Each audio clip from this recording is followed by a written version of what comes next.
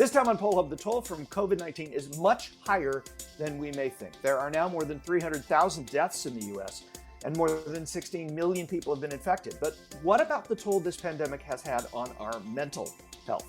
We have new survey data that uncovers this other devastating impact of the coronavirus. Then, a couple of year-end traditions here at the Marist Poll, what Americans see ahead in 2021, and what are the most annoying words of the year. Spoiler alert, "You're on mute" is not in the top three.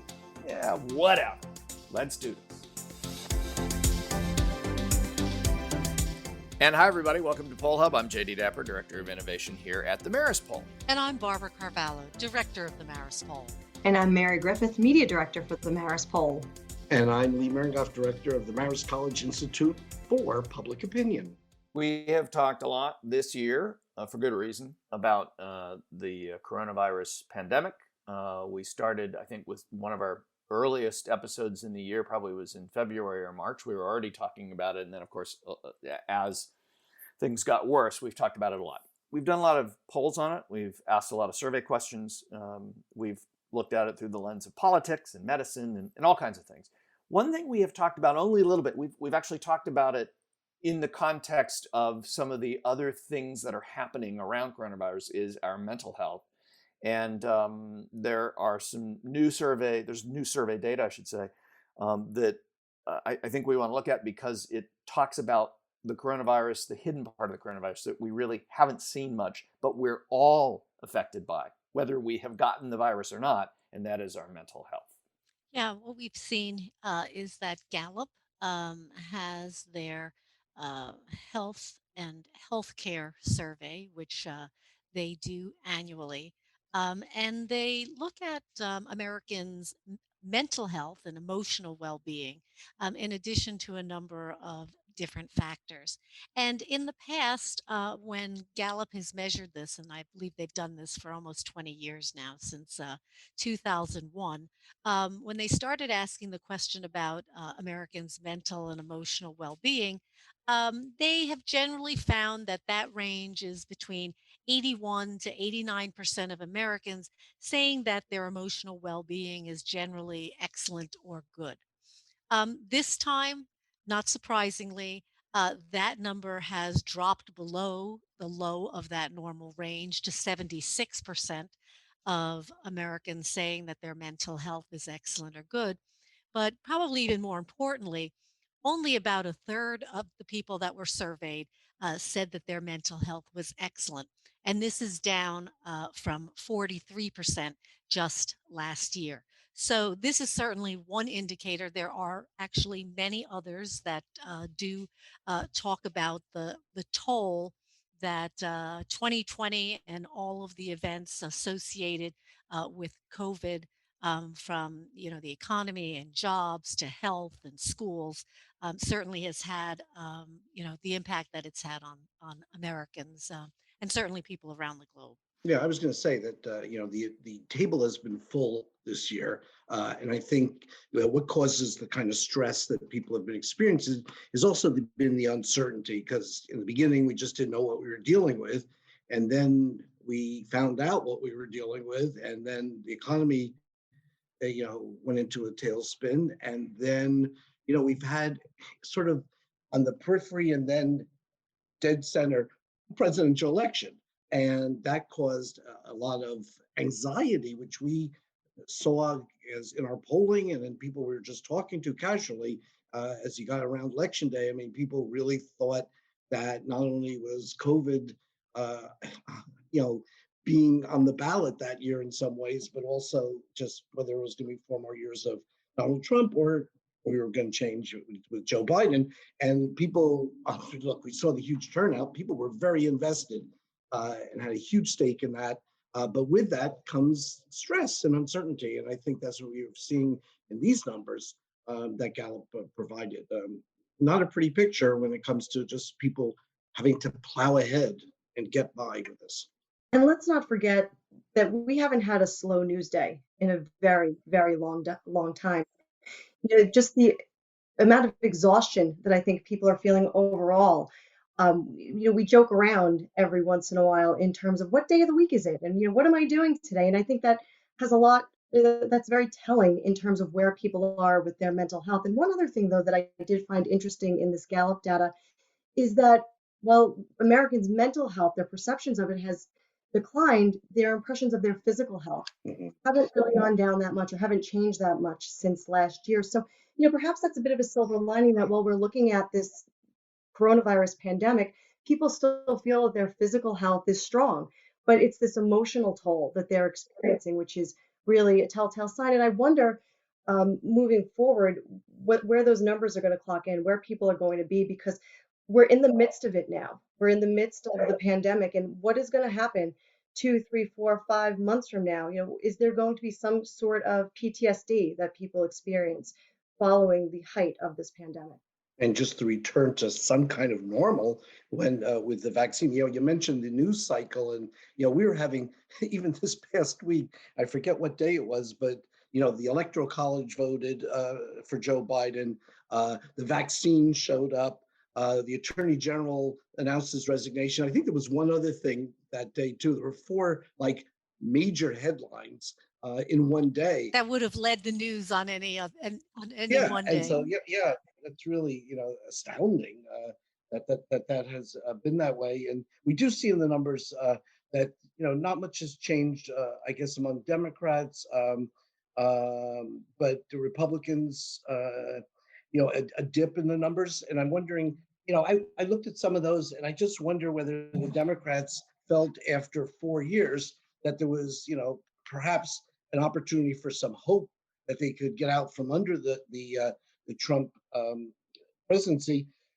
Part of Donald Trump's support has been how agitated people are, and I think that that may also have created some kind of decline there. Well, I think it's striking that we've talked a lot about coronavirus this year on a lot of podcasts. The thing that probably ties that for most mentions is the partisan divide. And here we are, a survey about mental health, and there's a partisan divide. There you And go. I think Yeah. part of your point is well taken, Lee, which is that while a lot of this decline in mental health probably does have to do with the pandemic. I mean, this is a historic, pandemic. Almost no one alive, 1918 was the last one. Certainly no adult that was alive in 1918 is alive today to remember this and to look what we're going through and to remember what we went through then, what we're going through now. So when you look at these numbers and see that Democrats' mental health, as they report, has not really changed, but Republicans are down like 15 points. Mhm. It's hard not to come to, or 12 point, no, down 15 points, sorry. It's hard not to draw some conclusion that it's not just the pandemic that's driving some of this. It is the politics and that chaos and craziness and exhaustion that you're talking about, Mary.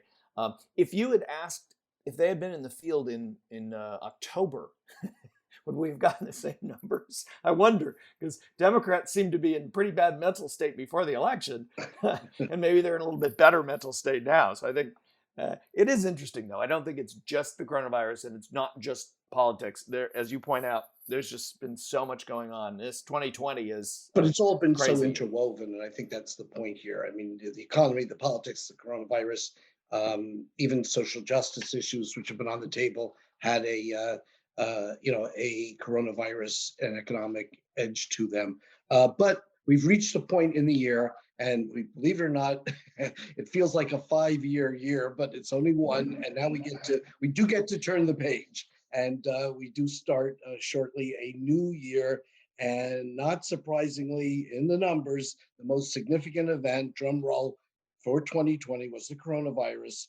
But I think what I found interesting in all this is a sense that people do have optimism, a sense of optimism in the coming year, despite everything that happened this year. 56% of Americans say they're more optimistic than pessimistic, which is 38% say that, for what is ahead in 2021.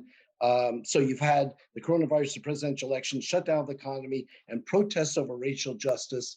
And, this is Marist Poll numbers, and we are seeing that these are showing people, showing some optimism down the road, perhaps because of the vaccine showing up. And we may be feeling a little bit about that we're getting out from under all this. And to your point, And to your point, Jay, I think what this other question really does point to is the impact of the election on people's kind of well-being and the impact that these different events have had. Um, of course, when we look at asking people what the most significant event is, yes, 51%, a majority of Americans say the pandemic, COVID-19, but 63% of Democrats point to that. 35% of Republicans point to the pandemic. But 37% of Republicans actually say the presidential election was most impactful. So when you talk about perhaps the timing of this survey being in November as opposed to being in October with the Gallup numbers, we may have seen very different numbers depending upon the stress that people had, pre-election as to compared with the disappointment that they may have felt after the election.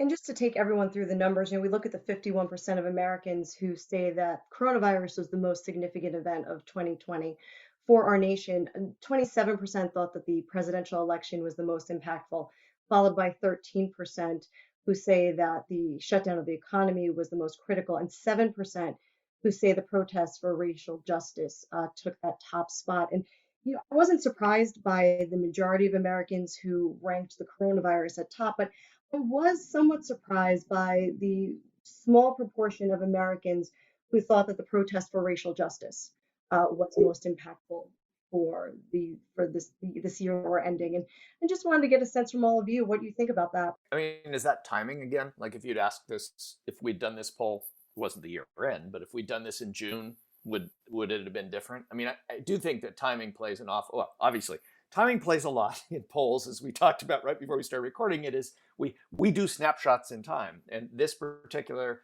snapshot was taken in the last couple of weeks here. And I do think that if this had been asked at a different time, the protests for racial justice would probably have been more significant because it was more in people's minds. One of the things that happens, though, I think, in a year like this, when we have multiple days like the one that Lee just mentioned, where Bill Barr, the Attorney General, resigning was like a third place story that you kind of got to if you really spent a lot of time looking at the news, is that we have had so many days like that we forget. And I think a lot of people have forgotten what was happening in March and April and May and June, specifically with regards to racial justice.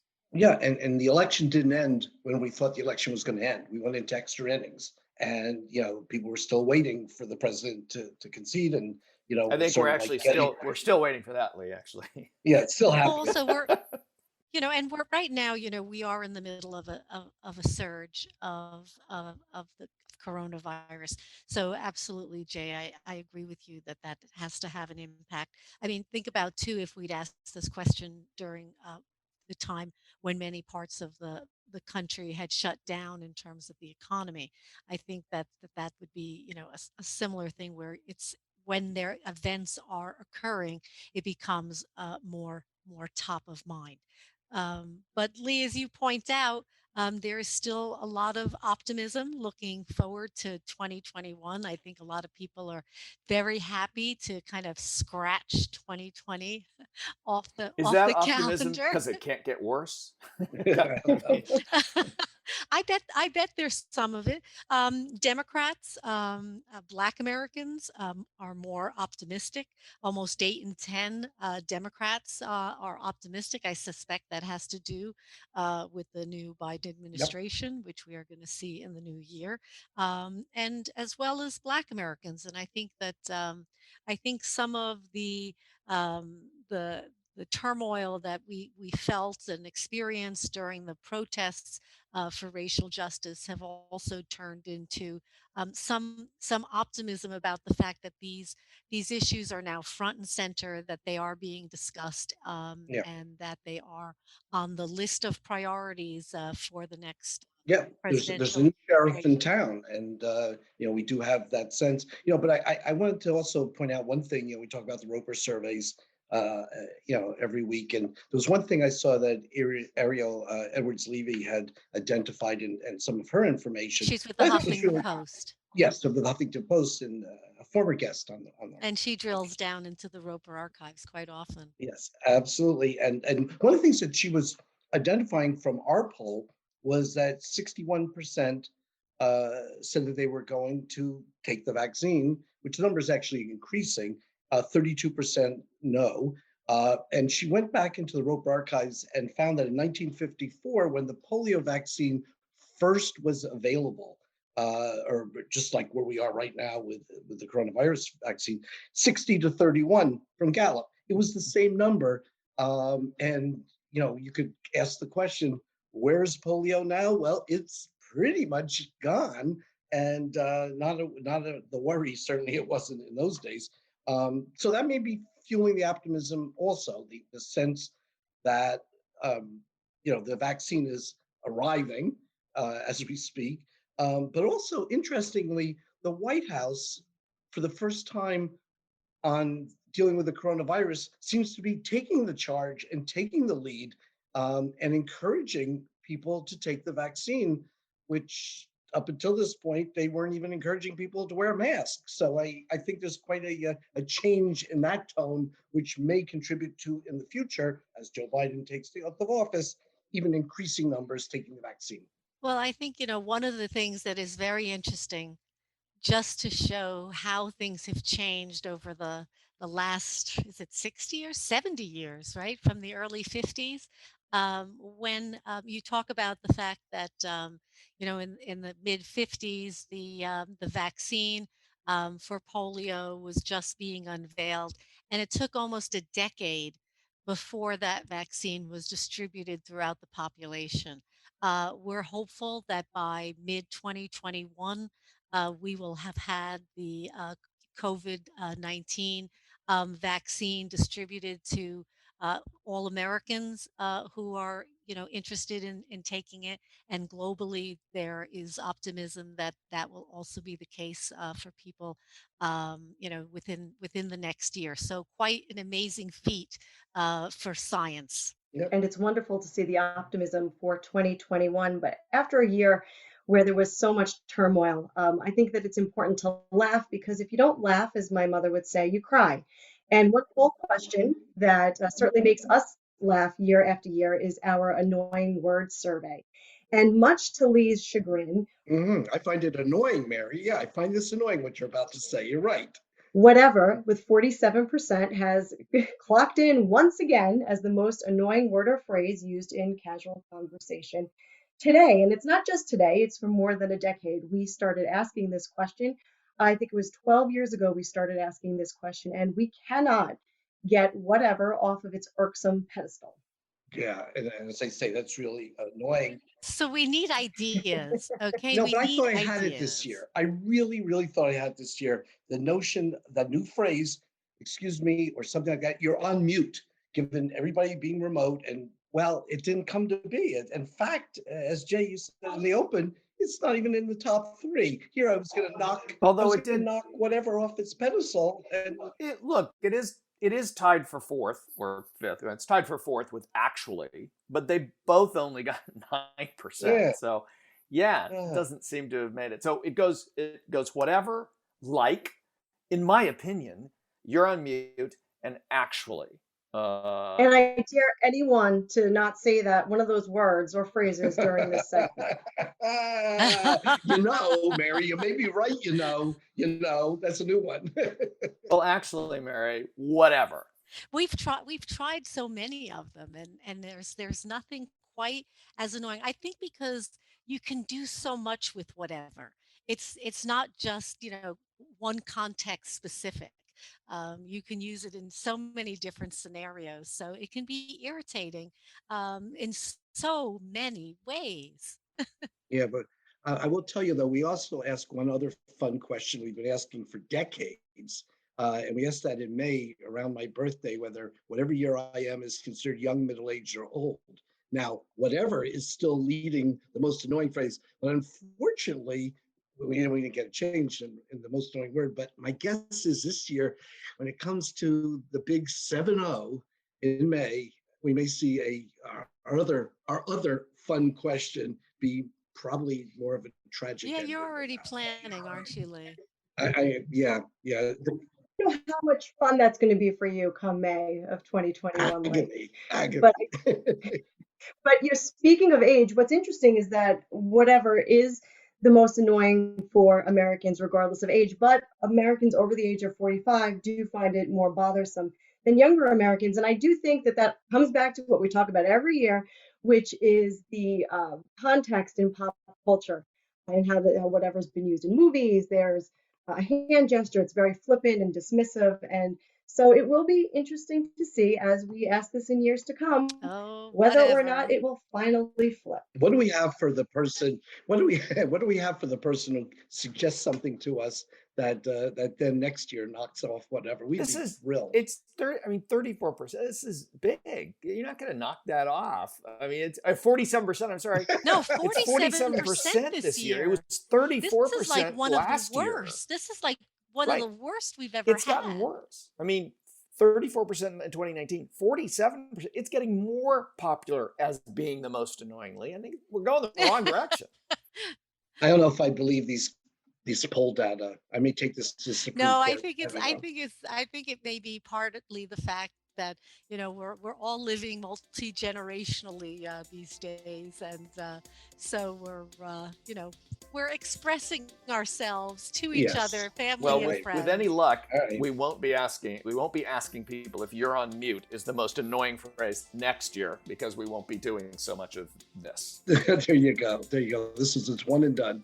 And on that note, that will do it for this edition of Poll Hub. And it's not just going to do it for this edition of Poll Hub, it's going to do it for Poll Hub for 2020. We are going to take a holiday hiatus, but not to worry, we will be back after the first of the year.